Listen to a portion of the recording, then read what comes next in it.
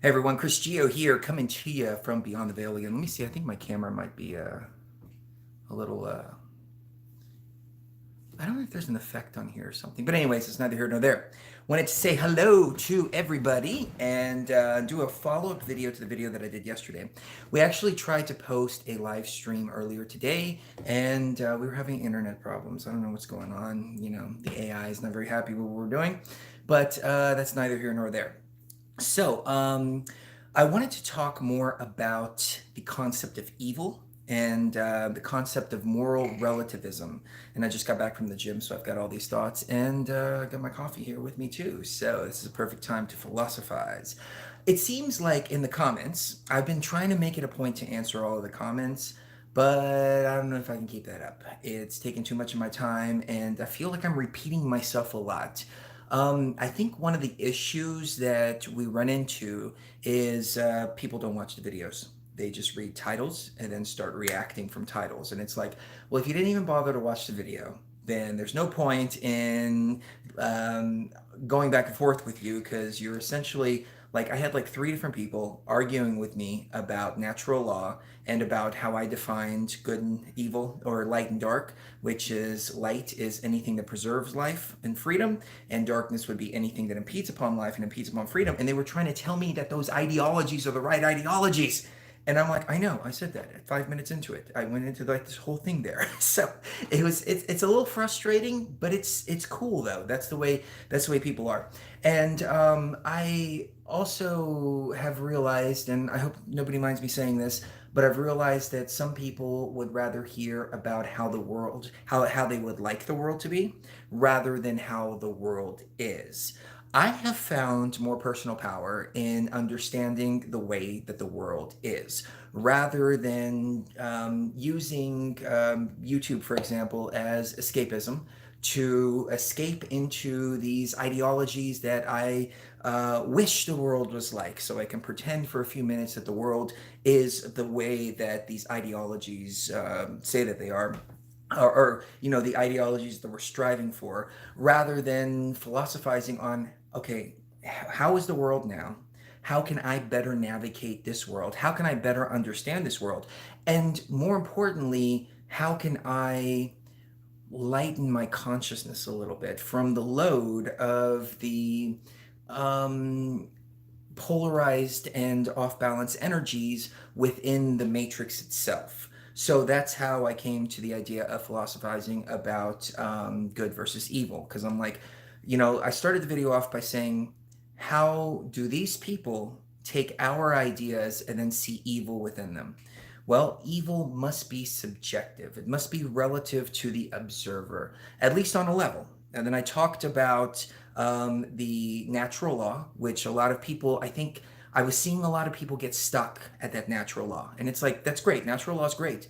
But that's like basement level. That's like, the first level, ground floor. We're like way up here in the skyscraper now. And we're talking about things from a much, much, much broader perspective and from a bird's eye perspective, looking down upon the way things are. So that's also where I'm coming from with these ideas. But unfortunately, like I had one guy arguing with me because I mentioned moral relativism, and he said, "Well, moral relativism is the problem, and et cetera, et cetera." I'm like, "Well, yeah, I didn't say that it wasn't a problem. As a matter of fact, I said that it was a problem, but I just kind of painted things for how they are rather than how I wish them to be, and looked at things for how they are and how I wish them to be."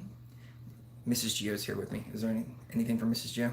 Well, it She doesn't want to be on camera again, so the you just got only me.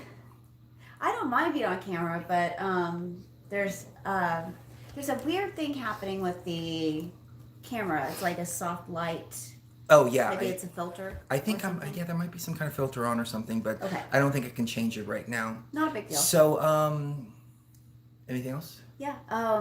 If not, I can keep going. because No, I keep got plenty to Yes, go over. please keep going. So I'm looking at the world for how it is and asking myself, how can I better operate in this world as it is so I can complete the mission that I came here and to not also get weighed down by all of the energies.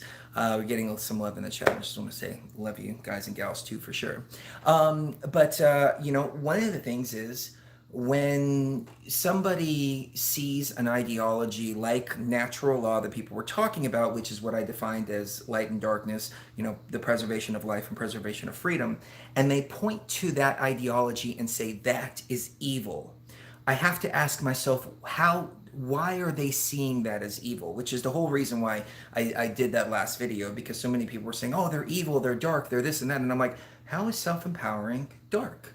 How is living the best that you possibly can and not harming anybody and not fucking with anybody either, in the sense of imposing your will upon others because of your fucked up moral standards? How is that evil? How do these people see it as evil?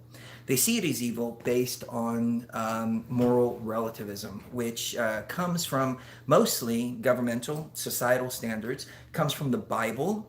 The Bible has the moral compass all fucked up. I mean, it's moral to sell your daughter into sex slavery. Slavery is moral, according to the Bible. It's moral to beat your wife. It's moral to marry as many wives as you want, and concubines too. You can have hundreds of wives. You can also have concubines as long as you can afford them. That is biblical marriage. They want to convince us that it's between one man and one woman, but that's really not biblical marriage whatsoever. And the same type of mindset, these same type of people will look at the freedom that we... I was just going to move my chair over here. Oh, okay, cool. So We'll look at the freedoms that we talk about and want to live by and say, that's evil, that's evil. I'll give you a couple of examples. Homosexuality, big topic.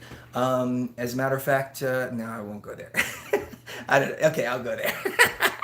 There's a guy, and he keeps calling me androgynous, and he's been trolling the shit out of me. And I know that he has some kind of feelings for me. And it's like, dude, it's cool. We're not going to judge you here. It's all good.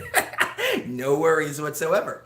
But yeah, I don't swing that way. I have a beautiful wife here. Oh, are you going to come get on camera? Yeah. Oh, okay, cool. If that's okay. Yeah, no, for sure. Okay. I didn't think that you wanted to join, so I didn't want to impose my will upon you Aww. and have you join me when you don't want to. So homosexuality, this is a moral relative thing here. As I defined light and darkness yesterday, two men or two women being married doesn't hurt anybody whatsoever. They're not hurting anybody by doing that act.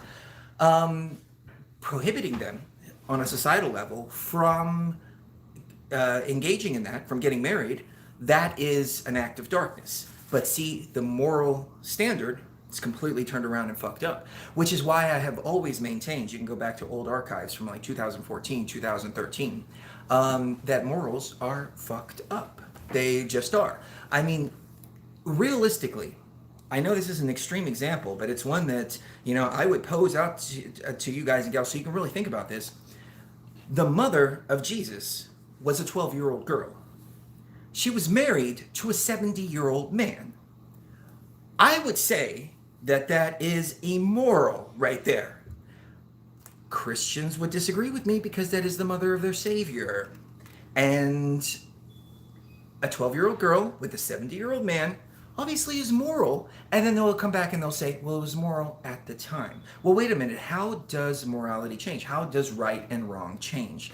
It changes through moral relativism, which is exactly what I was talking about yesterday and exactly what I was philosophizing on yesterday, and the exact points as to, okay, I'm not going to do a broadcast about how I wish the world was, even though a lot of people will tune into a broadcast about how they wish the world is. I'm looking at how the world is and how they wish that it is. I'm looking at how the world is and how it has been for thousands of years since the virus infection. And unfortunately, since the virus infection, this is what goes on.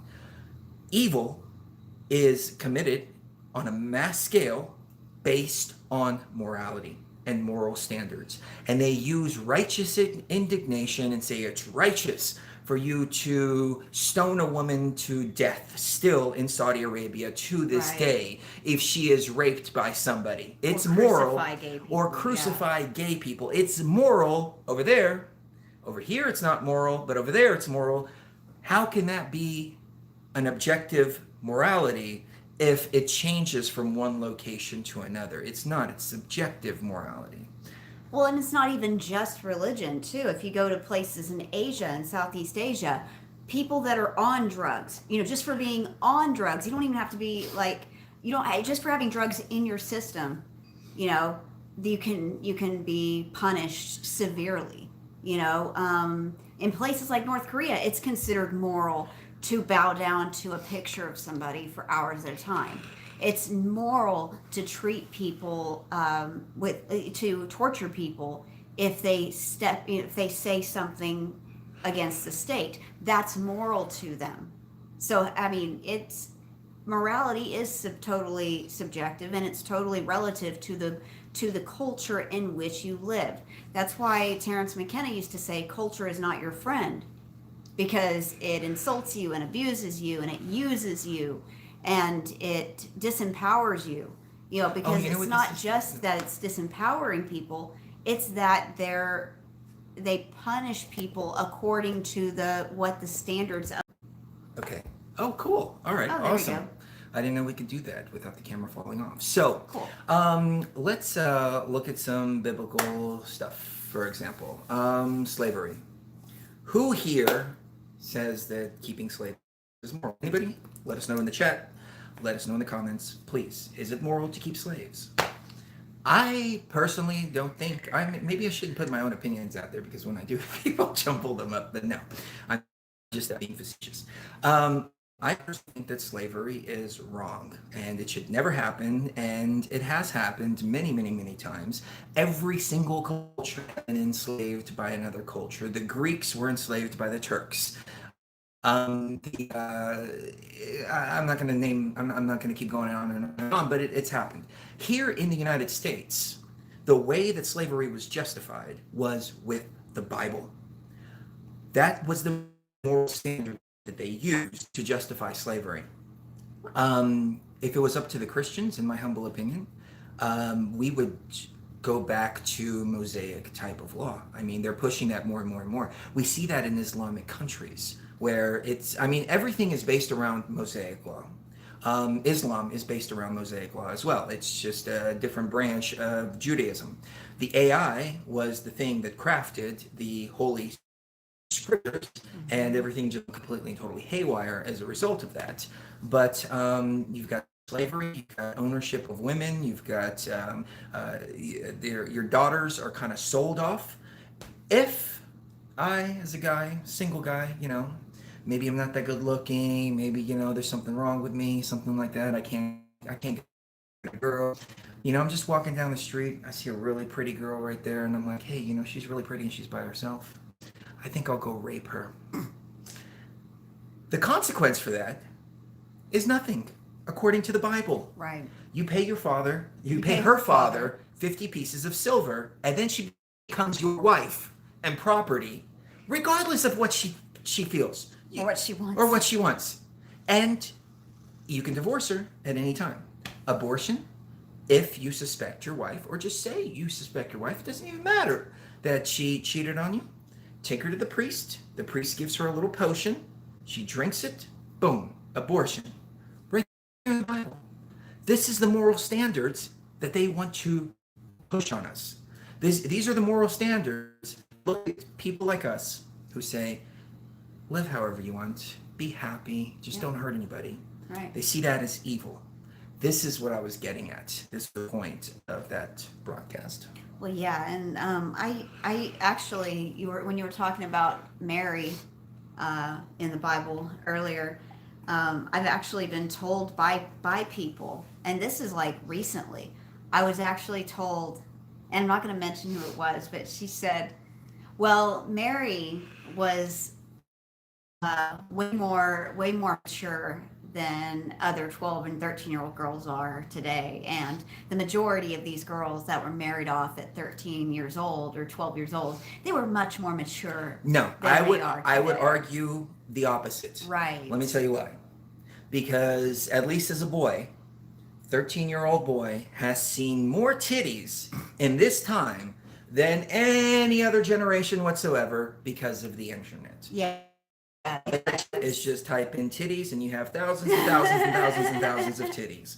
You can see the raunchiest acts possible. It doesn't matter. They say you must be 18, but you know, none of us as kids said, "Oh, well, you must be 18." Well, Oh, I'm gonna no, click I better no. know it. Oh, Yeah. you know, No, so of course. they are exposed to much more, which makes them mature much quicker. So I would argue that back then they weren't nearly as mature as they are now. Right.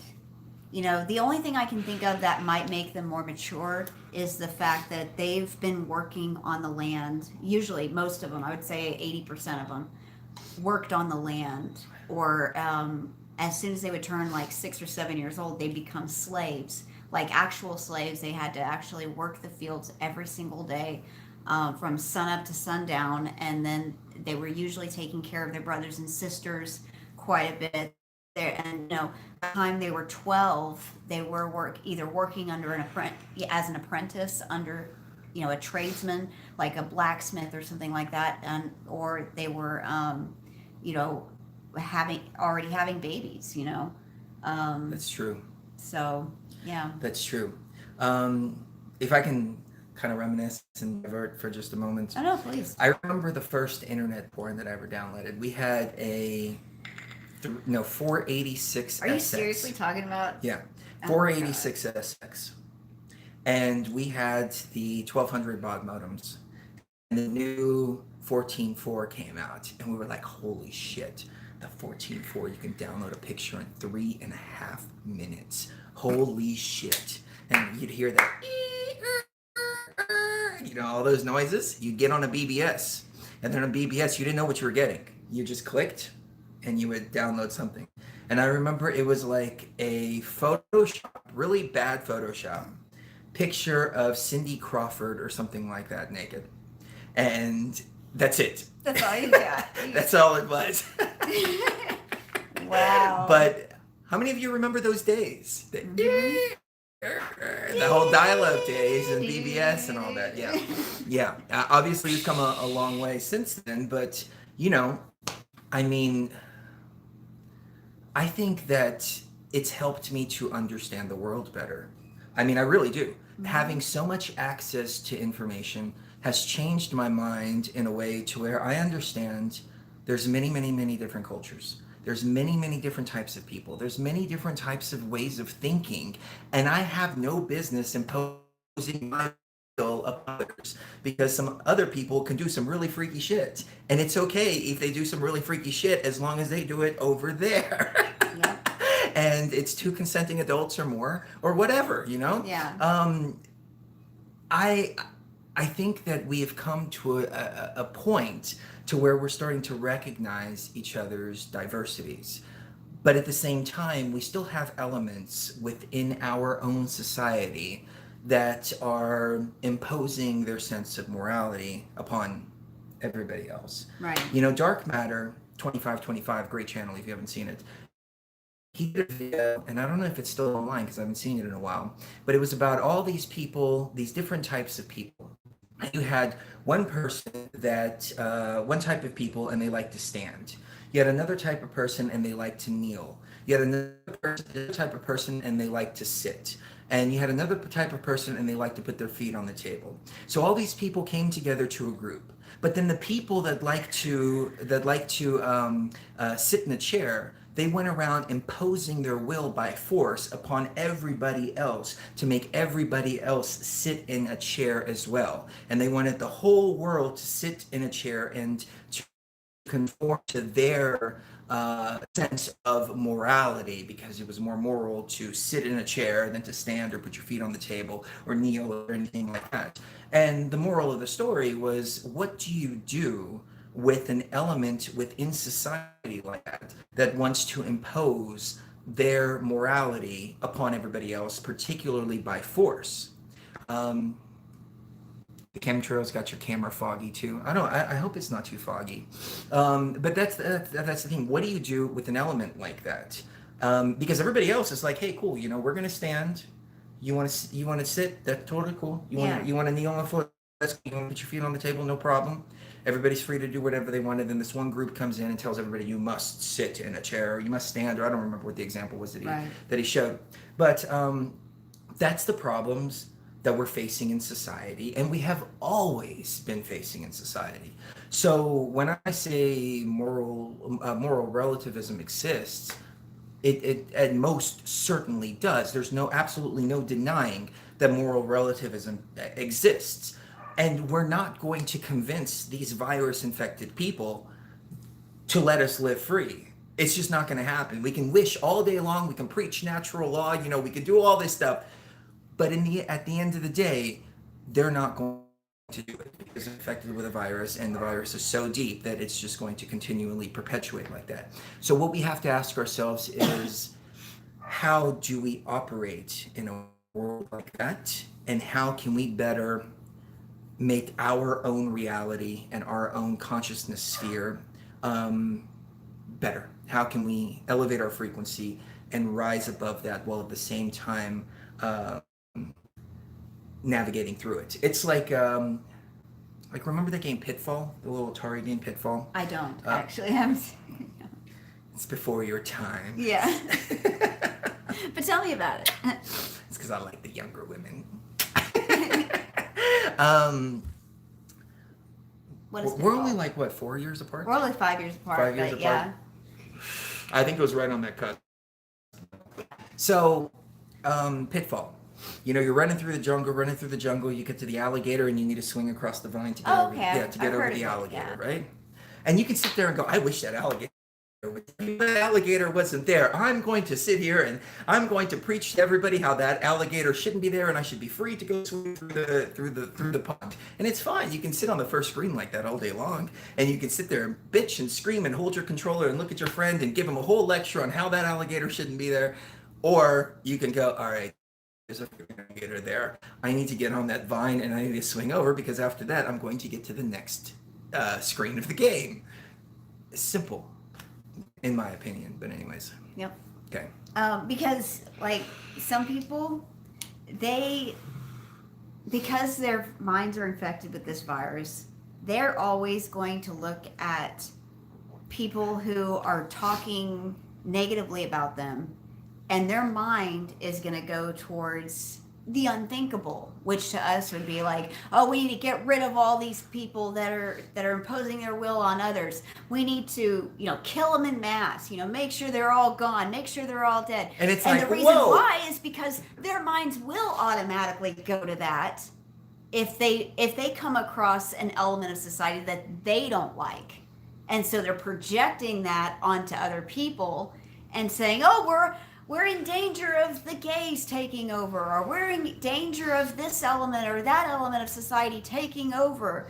Let's start passing legislation to prevent them from doing what they want to do in their lives, because that affects me. I can't tell you how, but it affects me and affects my kids, and it's going to infect our youth if we don't get rid of them.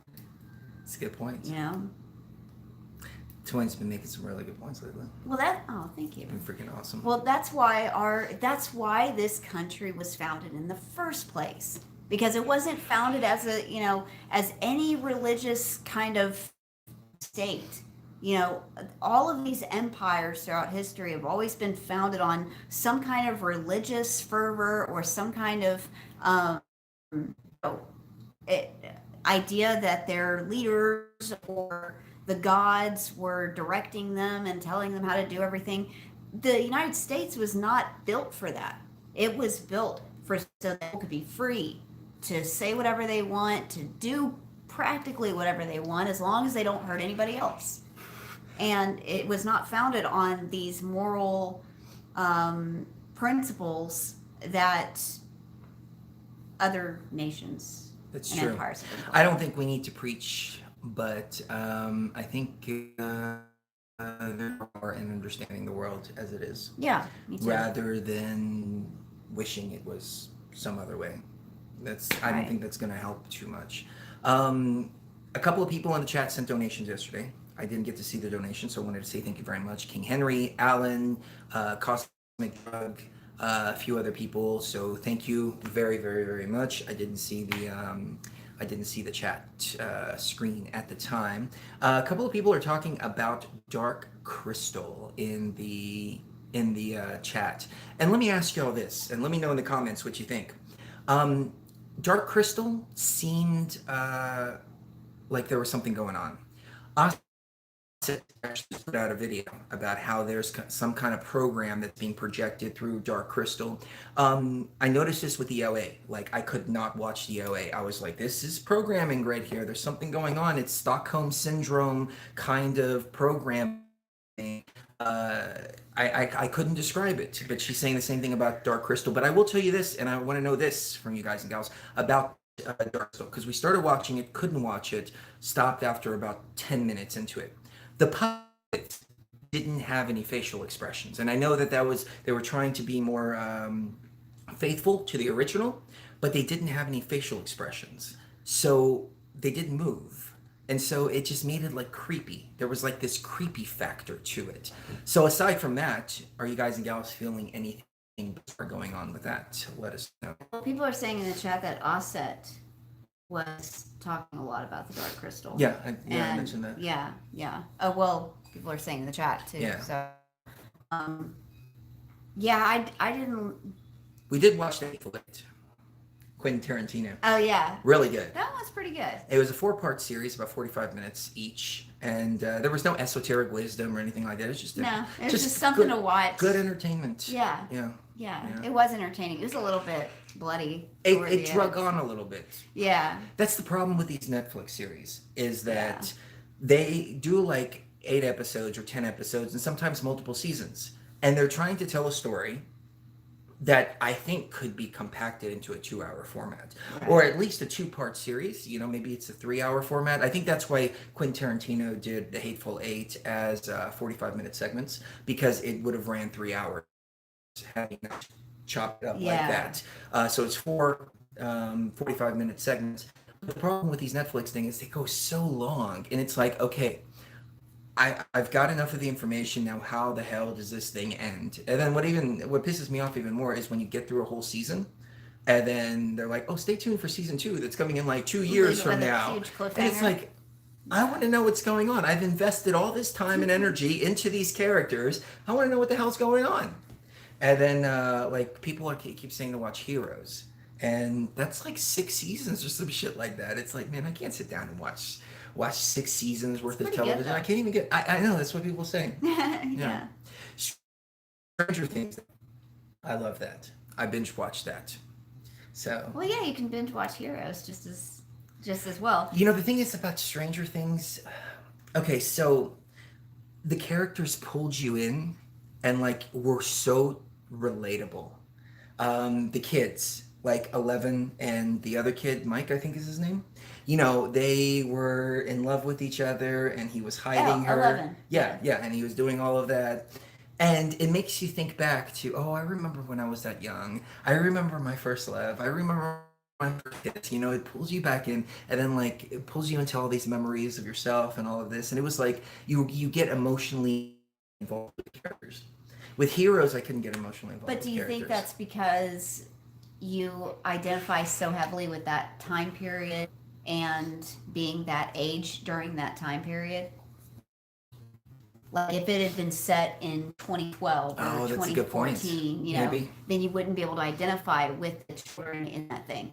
I mean, I think the people that wrote the screenplay version of it, I know that that horror writer actually Stephen King actually wrote Stranger Things, the book or something like that. Well, maybe it's all okay, so Stranger Things is based, I didn't know this as I was watching it, I only knew it after the fact. It's based on the Montauk Project. Right. And so it's based on Project Kids. And Emily Moyer talked about Project a lot, and Project Talent. And I remember telling her about some of the weird things that happened to me as I was growing up, and she's like, "Dude, you were totally being scoped out for the project." Yeah. I don't want to go into too many details, but yeah, they were looking for a lot of us. And my hypothesis is that they're looking for us because we are who we are, and it's not just us. It's they're looking for a lot of us, the key holders, the ones that have the keys, or the ones that have Hundreds of abilities to thousands, do yeah. something, the ones that have abilities to open portals, something like that. And rather than us coming in here to do what we came to do, they want us to do what they want done. Why there was so much hijacking in Egypt, for example, so many different elements trying to hijack that portal, trying to hijack the whole thing, steer things in one direction and another, and so on and so forth. And that's a recurring theme throughout our journey. But I'm getting a little long-winded on this. So back to Stranger Things. So it was about the Montauk Project. It was about the Project Kids. It was based around that time, too, of Montauk, which I thought was really interesting. And then it was based in the 80s, too, Yep, when early we 80s. were kids ourselves. Right. So that was pretty cool. Yeah. Yeah. Yeah. I think that was the connection there. Mm-hmm. Well, and a lot of people say that MK Ultra ended in 1977 with there were hearings, congressional and Senate hearings about MK Ultra, and first of all, they have no right to claim that it ended in 1977 because they admittedly don't have the documents of MK Ultra. They have probably 13 or 15% of the actual document. Because what happened was the people running it shredded all the documents and destroyed them completely, so that no one would know about 85% of what MK Ultra was actually about. I think in that 85% somewhere there was also funding plans and all kinds of plans to keep it going, just way more covert, way more under the table, way more imperceptible to the American public. And I think that it's been going on since the late 70s, early 80s as that. And it mutated into things like the Montauk Project, Project Kids, like Chris was talking about. You want to hear some conspiracy theories here for a second? So there has been a really interesting influx of meth addicts and heroin addicts being dumped into this city here, as well as many other cities, Portland, several other places. I started talking to some of the gas station attendants, and they said that these people are getting in trouble somewhere else in another city and then being brought here. So they're given a choice. You can either get a bus ticket or you can go to jail. And they're given a bus ticket and they're sent to particular city being one of them.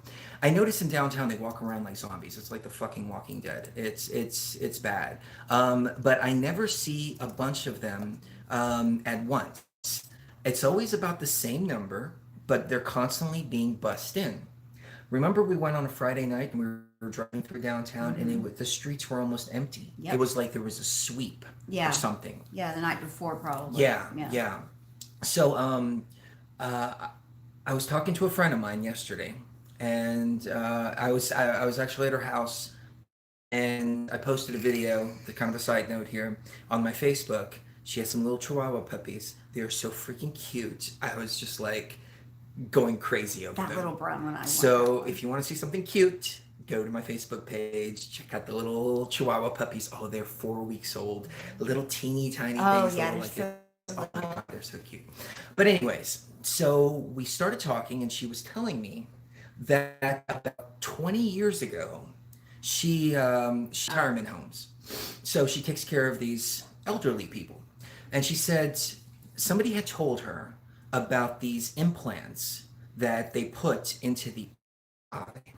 And that one of the people in the retirement home went with an implant that had fallen out of her eye. She didn't know what it was.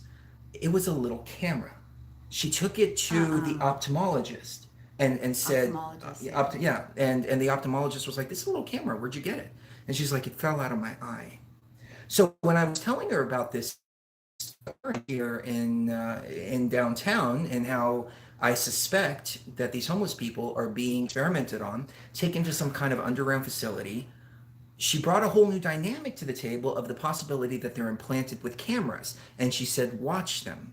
She said some of them just run around and they just look They're just looking all over the place. They look all tweaked out, but they're looking all over the place. She says they have cameras in their eyes and they're recording everything that they're watching. So these are like human drones Oh my that God. that are walking around, and they use methamphetamine and they use heroin to get these people addicted, get them on the streets, away from all friends, away from all family, all of this, and then shipped off somewhere. Like in Portland, the person was telling me they live in Portland. They're getting people coming from the East Coast. That's how Oh. far it's going. It's going from the East Coast, and they're shipping them all the way to Portland, complete opposite side of the country, Oh. for some kind of experimentation or something like that. And I thought, human experimentation, maybe it's medical, maybe it's something like that. I never imagined. There's a military hospital right down the street. She told me about the military hospital. Mm-hmm. She said they had all these monkeys there before, and they don't have the monkeys there anymore. But they were experimenting. She said there were hundreds of monkeys. Oh my God. Yeah, yeah. She told me it was haunted too. That's how we got into the story. But I think that she's just experiencing some kind of weird things going on there. Oh. And Okay. she's, a lot of people will relate haunting to electronic technology. Right. And it's really electronic technology. So she was Right. feeling electronic technology, maybe something like that. And then, yeah, it's Wow. bizarre. So I want to know what you guys and gals think out there, because there's something going on. That's crazy. The interesting thing about homeless people is that most people don't want them around, Right. and nobody cares what happens. Right. Nobody's watching If them. all the homeless people disappeared, We wouldn't know any better. well, no, I think most of the community out here would applaud it. Yeah. And they'd go, be oh, good, happy. well done, you got rid of the homeless people. So, yeah, I think it's going much deeper. No, I think so too. Yeah, yeah. The other thing. This is how my train of thought came to this, and let me say this real quick. The MK Ultra. So this is a perfect time. Heroin and methamphetamine, both. You get them on heroin and methamphetamine, and then you can program them. And the way this came up is I was talking to somebody. I think it was on Facebook, and he posted a reply to this what I'm talking about now, and he said, I've had this guy arrested like 6 different times, and the police will come out and they won't do anything about it at all, period. They say, the city won't prosecute him, there's nothing we can do, we recommend you carry pepper spray. This guy's a danger to society. He's swinging at people, he's violent with people. And then I started to see more stories about people that have been arrested multiple times, and I'm like, how in the hell does this happen? Most people get arrested once, maybe twice, and that second time, they're probably going to jail. There's something going on. These people have been arrested. I was watching this police show, and they're like, they're talking to one guy, and he's a meth addict, and he was on probation for armed robbery while he was being arrested for armed robbery, and he had several armed robbery cases in the past. Wow. And it's like, how the hell does this guy have so many different armed robbery cases, and he's just allowed to walk free in the streets? Right. I wonder if these people are part of some kind of project. And this project, this human experimentation, isn't necessarily experimenting on them or organ harvesting or anything like that, but they're purposefully meant to walk around as Manchurian candidates or something else, maybe even spy technology. And that's why they're just allowed to just run free. I brought up with her yesterday the fact, remember how they walk? It takes us an hour to drive from here to where we used to live. We used to see them walk. Yeah, No, I downtown, read all the that. way back and forth. And we're like, people are walking all night, all mathed out, just walking like, fucking night of the living. Like, yeah, zombies. Yeah. Literal zombies. Yeah. Walking down the street. No, And I think remember they're that- being programmed. I'm wondering, can they be remote controlled either by AI or by a human controller? And when they commit these acts of violence are not necessarily acts of violence that they're committing on their own free will, Right. but rather it's part of their MK Ultra programming. Now, they're not programmed to go commit armed robbery, but they're testing. switches. Yeah, being they're flipped. testing to see, can we get this person when we flip this switch to go do this? Right. And that's why they're let go every single time, because these are tests that the government's running. See, that makes me Think about that. even more hesitant to ever go anywhere beyond like a store 10, 20 miles away. You know, and if it's nighttime, I do not go by myself. If I go out after 9 or 10 p.m., it's with him. And that's part of the reason because there's such an influx of these kinds of people. We were driving down the street last year, and he was literally yelling at an empty store. He was yelling at the top of his lungs and hitting the doors and the windows. You know, like I thought he was going to break the window or something with his bare hands, but he was incredibly violent, incredibly confused, and it seemed like he was actually talking to somebody. You know, so I'm wondering also, are they putting things in their, or is this technology putting things in their minds, like whole conversations, whole people that aren't really there, but they think they're there?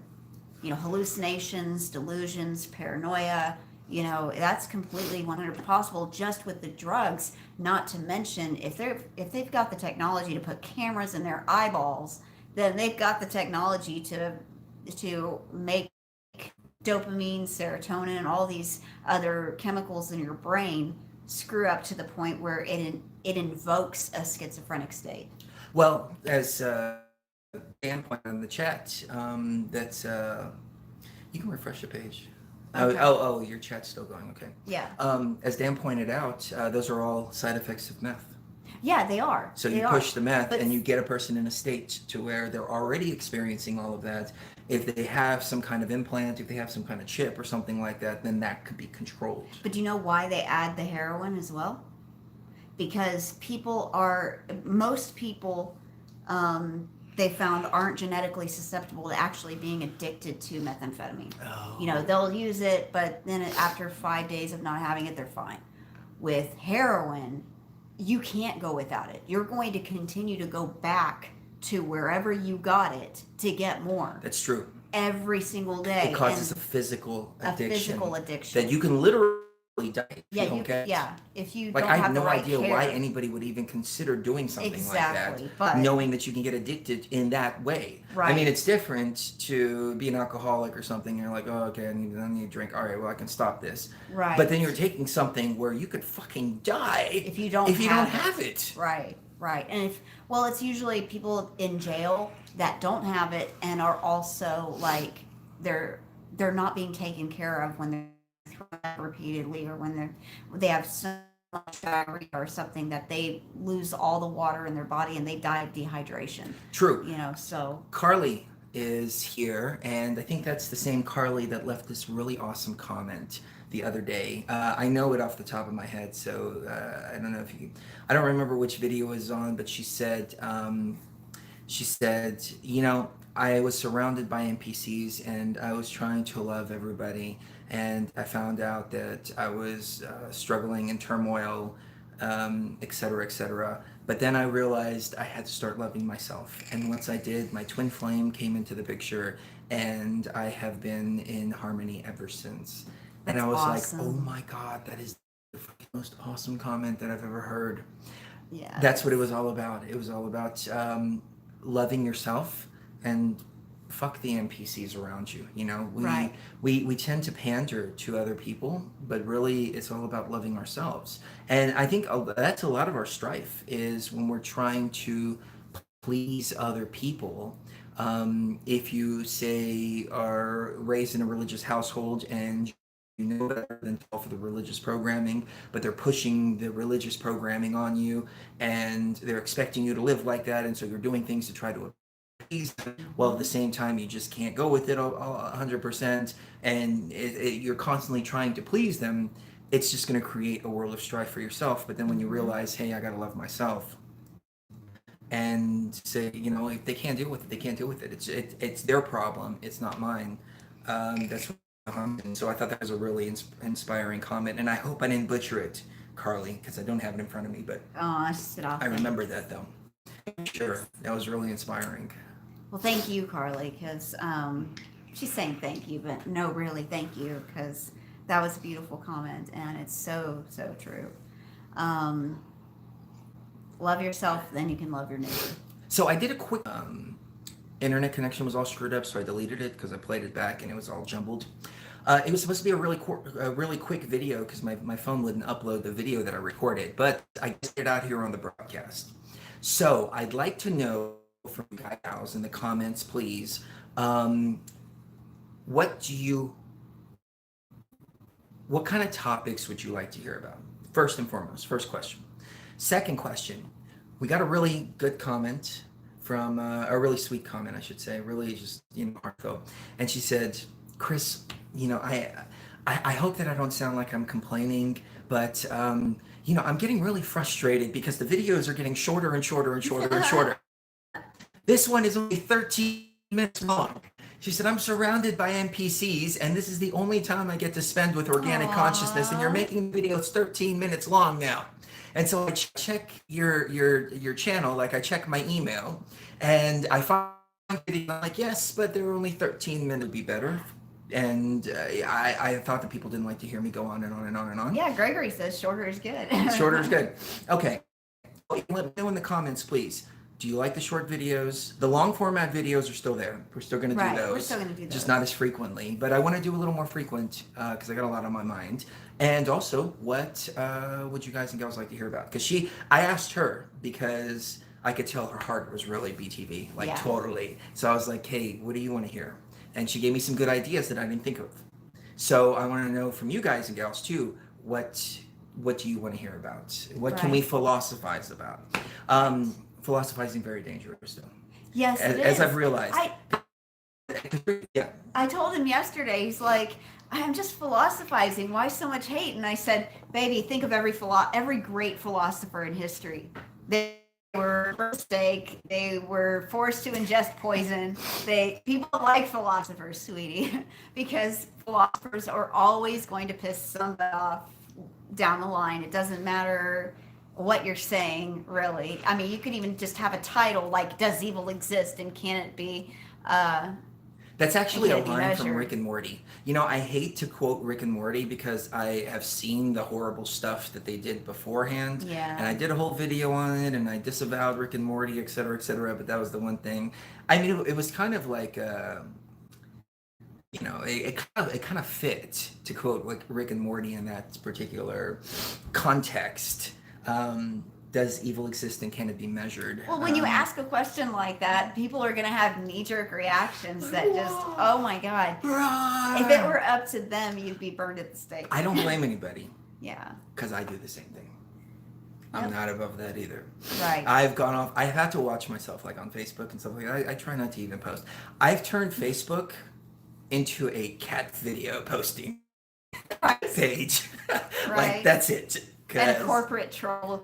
Yeah. I like to troll the ads sometimes. Yeah.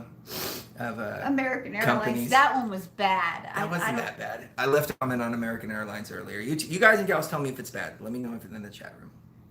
Okay. He said about American Airlines. American Airlines, we'll get you there unless we run into some buildings first.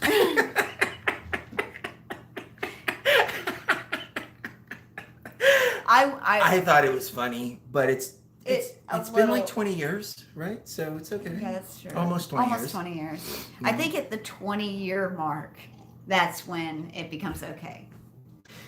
So that's this other ad for wine in the can. And they're like, we got wine in the can. Yes. And all these people were like, yeah, wine in the can. Yeah. And I'm like, all right, guys, this is enough, okay?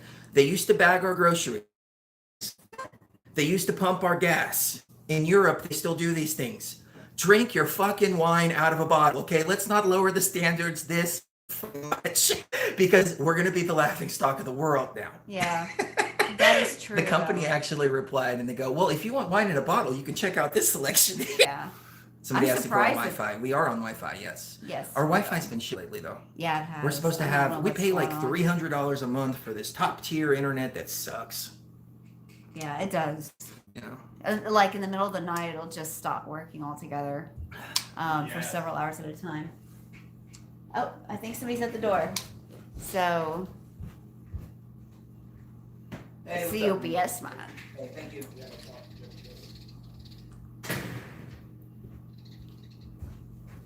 We have stuff. All right.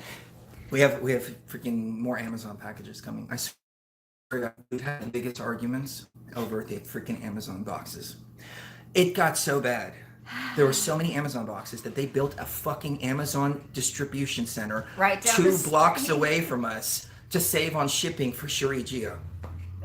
I don't think it was just for me. They really did build an Amazon They really built an center right Amazon. down the street. I'm like, see? Okay, all right, all right. I think we should probably wrap it up though. Okay. But yeah, let us know what you want to hear about because I want to know what to research and what to get into, along with the research that I've been doing about the AI. I've been going back through like I've been doing like these timelines of esoteric stuff, scientific stuff, eugenic stuff, like since before I even got with Chris. It was like 2007 when I started, and so I was going through all the timelines and trying to figure out, okay, and so it's going to be some seriously groundbreaking material that we have coming up for you guys here. But we also want to know what we should be talking about in these smaller videos that we continue to make. Please do a show about music and what it means to you as a musician. I don't think that would warrant a full show, but I think that's a great topic to get into right here and right now since you're here. Music is frequency. Music is, it moves you. It changes the dynamic of things. You know, they even do this in marketing. So they found out that classical music makes you spend more, which is why they play classical music at really fancy restaurants. There's some other tricks that they use, kind of going off the point here for a minute, but when they remove the dollar sign off the menus, they found that people will spend more. That's why when you go to a really fancy restaurant, it's like 653. And you're like, oh, okay, 653. And you get the bill and you're like, holy shit, there's a dollar sign on the bill. But when you're ordering, I'm just giving an exaggerated number, it's ridiculous. But Yeah. you know, they do little things like that. So music, definitely. For me personally, music is it creates a frequency, which is why we open up our shows. Typically, if I knew Mrs. Geo wanted to be on camera, we would have gone upstairs to our studio and done a show. But and I see you don't want to be on camera now. No, it's fine. I'm just my No, back's it's okay. getting tired. We'll wrap it up here in a second. So I opened it up with a particular song, and it just like kind of like brings me up into the frequency of broadcasting the show, and then break music as well. When we come back from break, it like re-energizes me. I realized as a DJ that I was really the showman when I was DJing. I didn't know this at the time. I wish I would have known. My sets would have been completely different. Instead of all, you know, let's play the hardest, you know, drum and bass we can find, you know, et cetera, et cetera. I'd have really taken the audience through a journey because I didn't realize that that was my role as the DJ to take people through the journey. I typically prefer music that is without words when I'm tripping or ayahuasca or you know something like that, because I'd rather let the frequencies take me rather than somebody's words leading things in a certain direction, unless it's foreign words that I don't understand. So, you know, we've got some stuff in Arabic, for example, like Arabic psytrance or psychill, and Mm-hmm. it sounds really cool, but I don't understand what it's being said in Arabic. But it sounds really, really cool, and I love that. I love that Arabic scale. It's the 5 note scale. The Egyptians use the same kind of scale too, and it just has a really distinct sound to make that really, you know, it's really interesting because it's all mathematics at the At end the of the heart day. of it. Yeah. And the whole matrix is based on mathematics. So I think because we're in a digital simulation, music being a frequency based on mathematics itself also speaks to our very essence, or at least body computer essence, and sometimes even can get itself deep down into the soul as well. I know that they've used music to program people. Um, Hip hop was one of the big ones. I heard a story, and I can't verify this as fact, but I heard a story that back in the 80s, all of the hip hop executives got together and they invested in private prisons. Mm-hmm. And because they had so much money tied up into private prisons, they called in on rappers and they said, all right, what we're going to start doing is we're going to start glamorizing going to jail. And this was right in the early 80s, right when NWA started coming out. And they started glamorizing that lifestyle, which ended up with a lot of people in jail. Especially murder, murder, murder, murder, murder, murder. You know, that puts you in jail for the rest of your life. They Right. want to fill those jails up. So it makes sense to me that something like that would happen. Fast forward to around 2010, people are bringing up trap music. Mm-hmm. Trap music, I don't understand because I love the trap music beats. But then as soon as somebody starts singing over it, I'm like, what the hell are you doing? It has lost all soul. It's lost all meaning. Rising up from oppression. You know, you had like Public Enemy, and they were all like, oh my God, I forgot the song. Fight the power. Fight the power, you know, Mm-hmm. and then NWA, fuck the police, and all of that. So there was a message, there was a meaning there was something, you know, it was an oppressed group of people rising up out of the oppression. It had soul, it had power, but then they stripped that soul and power away and turned it into something else. Fast, and it was a progression. It didn't just start out Yeah, like it that, didn't but it happen overnight. progressed over the Yeah. decades until we wound up now with trap music, which has no soul, no meaning, and it's nothing but glamorizing being addicted to psychopharmaceuticals. Like, Right. listen to trap music, and that's what it's about, being addicted to psychopharmaceuticals. I Right. tried to write a little bit of trap music, and I'm like, I can't rap like this. I mean, I think I remember even taking some Valium at one point because I was like, all right, I'm going to take some Valium. I'm going to try to put myself in the same space here so I can try to write this. Just couldn't do it. Yeah, I mean, I was like, and I played some of It it. would have actually gotten him. It would have actually gotten him a Grammy, I think. You know, I played in some of it on the today's show, and society. everybody was like, "Holy shit, that shit's fire!" And I was like, "Yeah, but it has no soul, though. It's got no Yeah. soul." I had to remove soul for a second was in order to numb put this making together.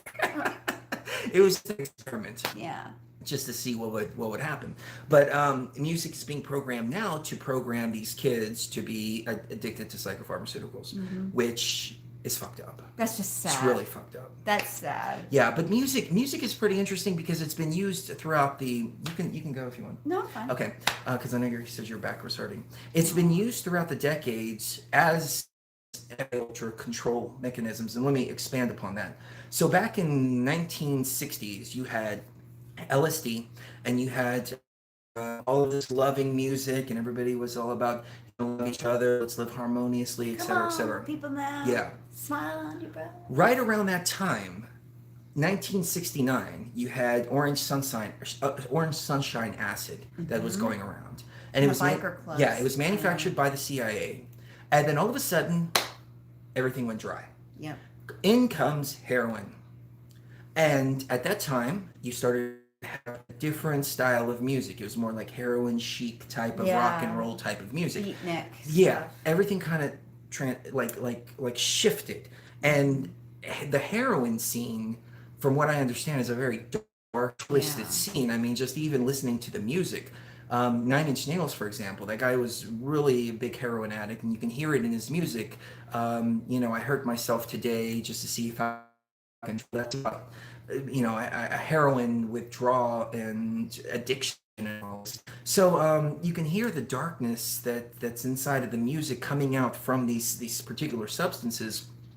But it's interesting how they pull all the good LSD or good, psychedelics at a particular time. Now, that is interesting in and of itself, but let's fast forward now to 1999. 30 years to the year exactly. George Bush is the governor of Texas. He's about to be the president. 9/11 is about to come in a couple years. Um, Everything was great in the 90s. You had good Molly. You had good LSD. Everybody was happy. You used to have candy kids walking around. That's what we would call ourselves, candy kids. Plur, peace, love, unity, and respect. Rave parties. The music was really high vibe. It was all about love, really loving energies, all of this. All of a sudden, at the same time, they raided two of the biggest LSD manufacturers, and I think there were only three, if not raiding all, I don't remember exactly. And then they raided Sammy the Bull Gravano, who was the underboss of John Gotti. Now, earlier, I want to say in the early 90s, he ratted out John Gotti, and John Gotti wound up getting a life sentence. He was the boss of New York, of the Gambino family, and he was taken to Arizona under the witness protection program. And what he was doing in the witness protection program is he was bringing in all of the MDMA from Amsterdam. He was bringing in the good shit, though. He wasn't bringing in any bullshit. He was Right. bringing in the good shit. So there was a lot of really good, pure MDMA going around around that time. 1999, they bust him. They say that he was talking on Nextel phones.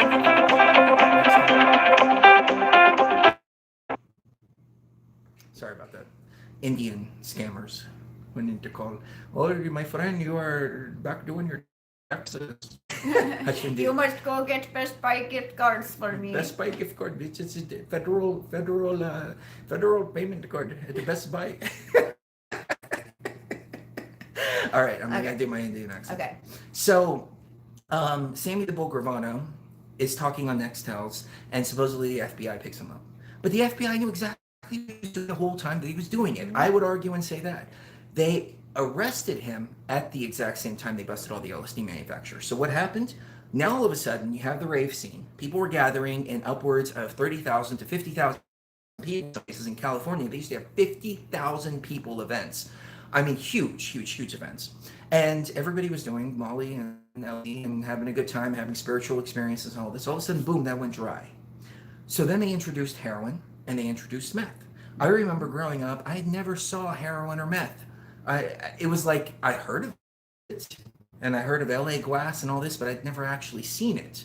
Well, here it comes, all of a sudden, flood. 1999, again, 30 years later, after the 1969 thing. So my theory is that once a group of people start to expand their consciousness, do something like that, then all of a sudden they remove everything and implant the heroin and the methamphetamine. Now I'm thinking out loud here, and I'm thinking about what Emily Moyer said, and she actually brought some really interesting information on how the rave scene in and of itself is. Maybe this could have made a whole show. How the rave scene itself could be used for programming. Now, picture the scene, okay? You've got all of these lights, you've got music, repetitive music playing. Mm-hmm. It's in a dark warehouse. Most of the time, nobody knows where the warehouse is, because that was the way things worked, is you got a little flyer, then you found the location, and you couldn't even tell from outside, except for the bam, bam, bam, bam, bam, that there was something going on. Yeah. You're inside of this warehouse or something like that, music playing on psychedelics. Mm-hmm. She speculates that they were using them for programming, mm-hmm. MK Ultra style programming, which, thinking back, I can probably think of 2 or 3 parties that I remember where I was from beginning to end. But I remember I was at this party in Austin called Airport, and Emily Moyer was actually at that party too. We didn't know each other. We just happened to be at that same party. And I remember you had to park, and then a bus took you to the event. So you parked, got on the bus, and went to the event, and then got on the bus and came back. I remember getting in the parking lot. I don't remember anything about the event. And I remember sitting in the parking lot looking for my friends. That's all I remember about that night. Wow. Yeah. And there were more than one instance of this happening, where you go and then all of a sudden 7:00 in the morning, you don't know where the hell you are, or you don't know what the hell happened, and you're just like, oh man, that was a freaking crazy party. So she could be onto something about the programming. Now, here's I'm thinking out loud, trying to connect some pieces here. So what if it goes like this? They have the rave scenes, and I'm using the rave scene because it's the one that I experienced, but there were other scenes as well. So you have the rave scene. You have all these people and Molly, right? You're open. That's the whole point of taking it, is to open yourself up, to remove all your overlays, to do all of this, which is why I say don't fuck with a shaman. Programs are taking place in those Icaros and all that bullshit that they're doing. Not only that, but for safety reasons too. Oh yeah. I mean, we've heard so many instances Especially of people going down there and getting raped because of the shaman. And it's not like violent rape where they're holding a knife to your neck, but the shaman will push himself onto a pretty girl, and she's in a susceptible state, and so on and so forth. So I've heard of that shit happening. But okay, so they're being programmed, right? After that, we talked about the homeless people just a minute ago, right? The Mm-hmm. heroin and the meth. Yeah. What if part one of the programming is the psychedelics at the rave parties? Part two of the programming is the heroin and meth. So what the heroin and meth is doing, once those people get addicted to the heroin and meth, then it's bringing out pre-programmed programming that is already inside of Oh, them. So the programming's already been done, but it's being brought out through the meth and heroin use. maybe. That's interesting. It's an See, I interesting just point. instinctively knew. As soon as the scene went dark, the scene going dark. As soon as the scene went dark, I got the fuck out of there. Right. I'm like, I saw my friends. I saw them start to smoke meth and start to shoot heroin. Some of them started smoking crack. I'm like, dude, are you guys fucking kidding me? These are dope fiend drugs. What are you Right. doing? And I didn't talk to them. And I remember, and I mean, I guess I can admit this 20 years later, I still keep up with a couple of them. But I remember I didn't even want to come to my house After that, yeah. when they were doing that. Like, we had such a disconnect. I mean, I remember, yeah, I remember a few situations where I was like, no, you guys can't come over. No, you guys can't come over. Where before the dynamic was they used to just show up. I'd be in bed. They'd bang on the window. If I didn't wake up, they'd open the window, come in. Yo, wake up, dude. Hey, I got some pills. I got this. I got that. Come on, let's go party. Rah! Well, pills You know? meaning Molly, Molly. not Yeah, like yeah, any yeah. pharmaceutical pills. Yeah. And then it got to the point where I was like, oh, dude, you guys are fucking. You put bars on your windows. Yeah, You're you guys are like no. out there. I mean, I moved and I didn't tell anybody where I moved. Right. Keeping it like totally like top secret, like Low where profile, I was and all yeah. that. Yeah. So one of them died of a overdose. Mm-hmm. Another one went fucking crazy. And oh shit. One of them is one of those homeless people walking around. Yep. Oh shit. I didn't even make that connection until just now, but I remember about 10 years later. Hey, what happened to Denver? Oh yeah, no, I don't know. Last time I heard he was homeless on the street and he was, this and that and blah blah blah blah blah. I wonder, because he went down that road, Mm-hmm. if that's what happened. Right.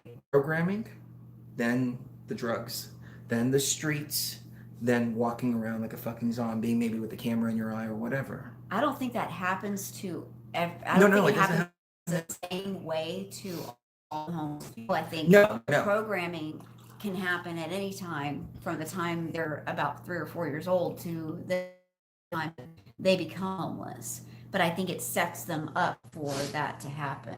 And that could very well be a thing and something to look into for Yeah, sure. even Star says I stick to the plants. I trust the plants more than anything else Yeah, me because I too. know they're plants. Right. We talked about the possibility of meth being a programmable narcotic, programmable Yeah, I drug. talked about this on Lucky's show a few weeks ago, and she's like, explain that to me though. How does that work? And I'm like, okay, well, your brain operates with two, specifically, mostly two different biochemicals, serotonin and dopamine. And when the dopamine levels or the serotonin levels get too high, then your brain just kind of the left hemisphere just kind of shuts down at that point. You stop thinking rationally. You stop being really what makes you you in everyday life. You're no longer operating from a rational place. And if they can get you while you're at that stage, especially the dopaminergic drugs, such as amphetamine or any kind of amphetamine, Adderall, anything like that. Once you're there, then you can't really control what's going into your left hemisphere, and your right hemisphere is just going completely nutso, and you're very easily programmed at that point. So yeah, Yeah. I think that's why I said it's not like LSD is to other psychedelics what methamphetamine or amphetamines are to the rest of the dopaminergic class of drugs, because it's a blank slate. It's a programmable substance that you can put whatever you want into that drug state and it'll stick. Right. Yeah. That's a good point. And the plan, yeah, I've always felt. You tried mushrooms? Nah, fuck that. I got plenty of freaking LSD. You know, we didn't know any better back then. But that's why we do shows like this Yeah. to try to educate people, share our experiences, and we know some kids here. They're 20 in their 20s, early 20s, and one of them reminds me just like me. I mean, this dude is like freaking hardcore psychonaut. Like, I mean, he does shit that makes me go, "Oh shit, dude, you're fucking hardcore, dude." Okay, they have this bong, right? That they turned. It's like a dab pipe, and it's a 3 foot fucking bong that they turned into a DMT pipe. And he's like, Yeah. "You want to hit that?" And I'm like, "Dude, I don't know, dude. That's a lot of freaking That's DMT." I mean, I've done a lot of shit, but that's freaking hardcore for me. And he's like, "Oh, dude, we do that while we're candy flipping." I'm like, "Wow, you guys are just totally fucking next generation, hyper fucking, psychonauts and all that." Much respect to them. mad respect. Yes, but um, I was talking to him the other day, and I'm like, dude, you guys are the real deal. I really respect that. And he goes, man, I really respect you guys because y'all are sharing your experiences and y'all are showing people like us that there Mhm. are bigger and better ways. And he's like, I want to get to the bottom of consciousness. I want to see everything. I'm like, dude, I wish I had that attitude at 20. I really do. I Aw. really do. So just to see that and see that in real life, it all worth it, what we talk about here Yeah, it on Beyond the does. Veil and all the life experiences too, because it's we can sit here and speak from ignorance, which a lot of people do, and this is why I always gawk at the naysayers, like, oh, I took in these substances to do this and that. And it's like, dude, you're coming from a place of ignorance. With all Mhm. due respect, you're coming from a place of ignorance, and I will never respect a place of ignorance, but I will always respect experience. I will always respect firsthand knowledge, and most importantly, inner gnosis from people. So, thank you for sharing your inner gnosis with us, and we hope that we've been able to share our inner gnosis with you all. Definitely. Anything else? Not really. Somebody's asked a few more questions about things like Suboxone and things like that. I haven't really done a whole lot of research on Suboxone, but I do know that there's a reason why they're pushing it on everyone that even remotely has this, that they're railing against all of these opioids except for Suboxone, which we want you to be on for the rest of your life. That's fucked up. Really Suboxone is messed supposed up. to be, A what you temporary do thing. for the rest of your life. Well, that doesn't make any fucking No, sense. it doesn't. And they're seeing just as many problems, like in prisons and controlled environments. They're seeing just as much of a problem with Suboxone as they did 10 years ago with meth and heroin and the other things. So I don't see any difference at all between Suboxone and heroin. And it's just the idea that you can be stable on medication. What's stable? According to them, it's programmable, in my opinion. Through trials, I've been through tribulations, I've been through deprogramming, I've been through the ups, I've been through the downs, I've Mm-hmm. seen the worst, I've seen the best, and I can speak with experience on all. And looking back in life, I'm grateful for all of those experiences Yeah. because I can share these experiences. And to the people that are like, the kids that I was talking about, I could be, a voice that, Mm-hmm. the psychedelics and the DMT and all this, fuck yeah. But this other line over here, hell no. And I'm not Right. just talking out of my ass, I'm talking from From experience of watching experience. it within my own consciousness sphere with all the people around me. I Right. was smart enough to not fall into that. And most people are. Most people But are. some Yeah. people fall into it and it's okay. But you have to realize the problem and then you have to fix the You problem, have to not overcome band-aid that. the problem for life. Right. You have to overcome that problem. Yeah. And that's another thing that we see in our society a lot nowadays, and that's the idea that if you're an addict, you are a victim, and you're a perpetual victim. You will never be not a victim of this horrible scourge, this horrible disease, and what it does is it disempowers you. It makes you feel like you're never going to be the least bit normal, ever going to have your life in your own on your own terms. You're never going to be able to to get even control over your own consciousness, and that's what we're against. That is It's true. Yeah, I hate to that go on idea. about messages like this because I know they apply to a few people out there. Um, but I think it's important to, from time to time, go over messages like this because the few people that it does apply to, I think They could really they use could it. really use it. Yeah. Yeah, yeah. So, ending on a positive Positive note. Oh, there was something that just went through in the chat. Um, and I was looking. I got my crystal from you guys for IO Life. Awesome. Awesome. Yes. Yeah, and somebody Um, else mentioned that they were going to get their month's supply of awesome. iLife here pretty soon. So If you were planning to order IO Life at iolife.com, aolife.com, you better do it sooner than later because we are running low on it again. So get it quickly. get it Um, while you we can. may run out of supply in about the next week, but that would be short. But yeah, make sure to order it now. Um, and oh, there was a positive note I wanted to leave this on, and I completely forgot.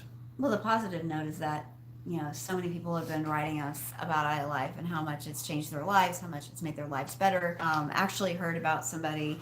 I think her name was Oh yeah, yeah. Leah. No, we're definitely restocking it.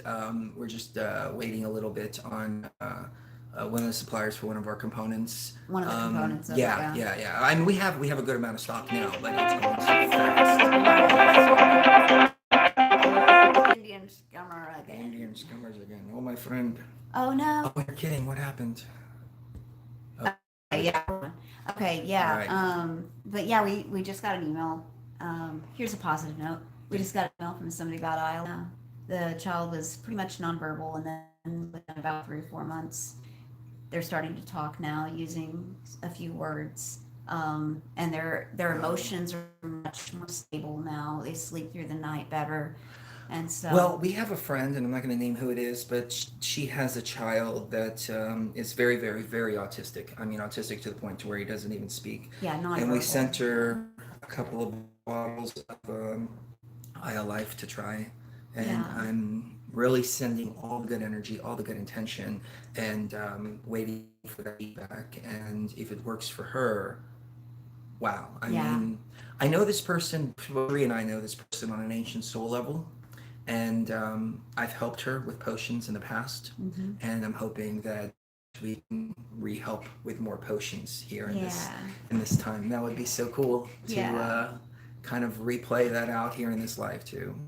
To help with potions. I think it's about to rain too, and our babies are playing outside. They're out on the they're out in the backyard playing and Our getting in friend, trouble. one of our other friends, just got married, Yes, and she wants us to babysit her cat. while she's on her honeymoon. Her cat is a black cat, just like ours. And Mm-hmm. was born, I think, about 2 or 3 weeks later. So Yeah. they're about the same size, same everything. So I was like, yeah, for sure, we'll babysit the cat. There But you that go. now we're thinking, oh no, how what we're gonna keep them separated? Like No, you don't have to keep them whenever separated, not but separated, but we like hope we how don't are we gonna confuse the tell black between the kitties. two? Yeah, how are we gonna No, tell between the two? we'll know our black No, we'll kitties. know our But babies. yeah, her name Yeah, is Gypsy Kitty. Gypsy So we're Kitty's gonna coming. have Sekhmet, Bastet, and Gypsy Kitty Carly's to hang out cat for a is little black bit. too. So many of you guys Kitties. have told us that black kittens and cats are showing up on your front porches, in your garages, on your back porches, on the side of the road as you're driving by.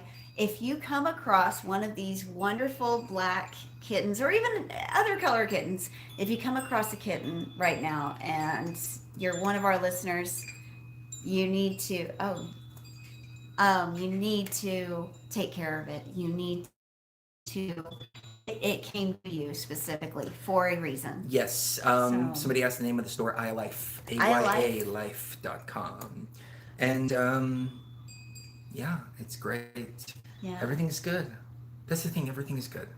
I look around and I think to myself, everything's good. And just what you guys and gals to take from the broadcasts, from the videos that we put out. You know, theorize, philosophize, think about things, and then come to the realization and conclusion everything is good. Mm-hmm. Things can be better, and we can make things better, but everything's good. It's about finding inner peace. Yeah. I think at the end of the day, that's what it's about. I was sitting outside, I was watching the cats, I was feeling the breeze.